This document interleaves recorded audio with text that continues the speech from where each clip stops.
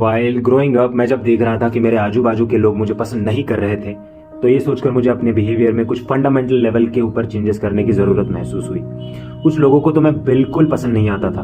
तब मुझे ये रियलाइज हुआ कि कहीं ना कहीं मेरे अंदर कुछ कमियां हैं, मेरे अंदर कुछ खामियां हैं, मैं गलत हूँ। और इसके अंदर थोड़ा डीप रिसर्च करने के बाद मुझे पता चला कि I am suffering from multiple personality disorders.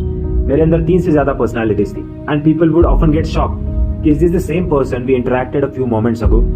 और लोग मुझे फीडबैक देते थे कि there is something wrong with you, पता नहीं क्या, पर तुझे देख के एक अलग ही वाइब आती है। तो मैंने भी इसके बारे में बारीकी से सोचने की जब कोशिश की तो मैंने ऐसा पाया कि मैं थोड़ा सा वियर्ड हूँ।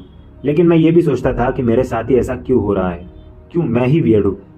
Is it the traumatic energy from the past trapped inside me playing out in the day-to-day life? Or is it just my past life karma acting up in this particular life? Why I was so obsessed about my goals to the point of death? Why I was socially so unintelligent? Why I was so awkward and nervous around girls?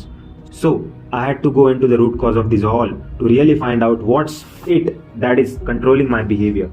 Why I became non-veg content creator as the same reason of above all. I suppressed a lot of my masculine energy.